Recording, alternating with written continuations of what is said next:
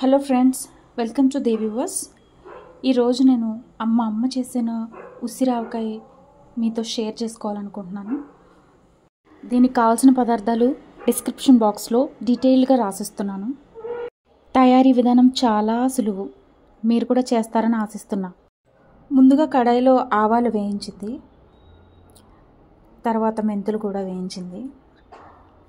లైట్గా ఫ్రై చేసుకోవాలి. తర్వాత దీన్ని పొడి చేసుకోవాలి మిక్సీలో వేసి. తర్వాత అదే ప్యాన్లో ఆయిల్ వేసుకుంది. అందులో 1 కేజీ ఉసిరికాయలు శుభ్రంగా కడిగి తుడిచిపెట్టుకున్నవి ఆయిల్లో వేసి ఫ్రై చేసుకున్నాం. మేము 2 ట్రిప్స్లో ఫ్రై చేసేసాను. ఇలా నెమ్మదిగా ఫ్రై చేసుకున్నాక తీసి పక్కన పెట్టేసుకొని చల్లారనివ్వాలి. అదే ఆయిల్లో కొద్దిగా తాలింపు వేసుకోవాలి. కొద్దిగా మెంతులు, ఆవాలు, జీలకర్ర, ఇంకా ఎండుమిరపకాయలు, కరివేపాకు, ఇంకా ఇంగువ వేసి తాలింపు పెట్టుకోవాలి.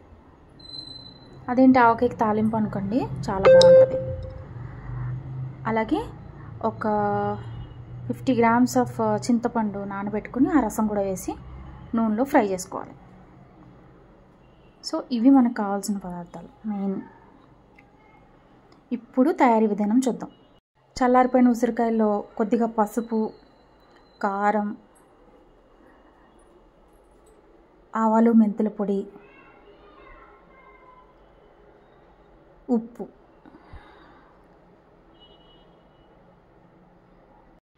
ఇది కల్లుప్పు అండి.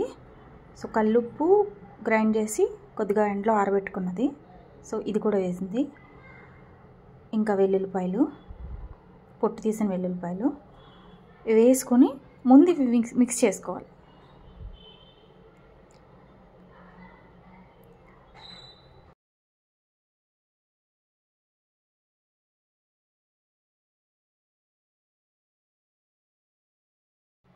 అంతా బాగా మిక్స్ చేసుకున్నాక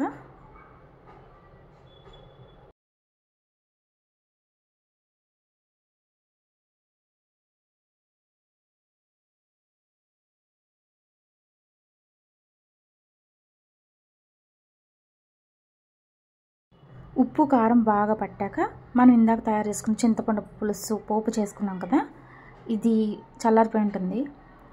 ఈ చల్లారిపోయింది ఈ ముక్కల్లో కలిపేయాలి.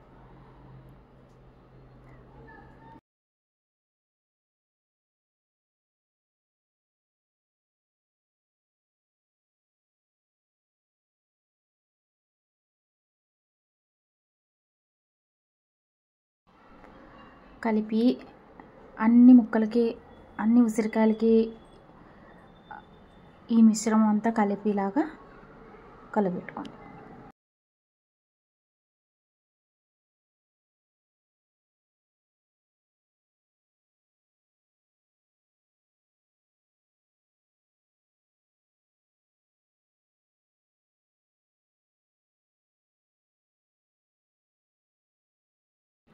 ఇలా కలుపుకున్న దాన్ని ఏదైనా ఒక కంటైనర్లోకి స్టోర్ చేసుకోండి.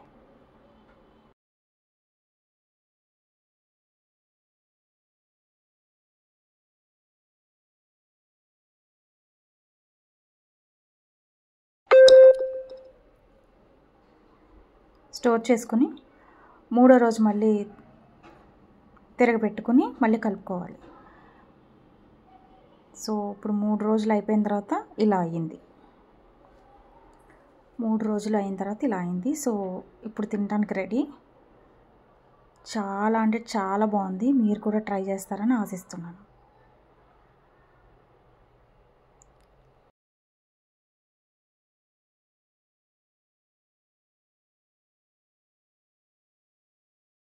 మీకు ఈ రెసిపీ నచ్చినట్లయితే please subscribe my channel. Thank you.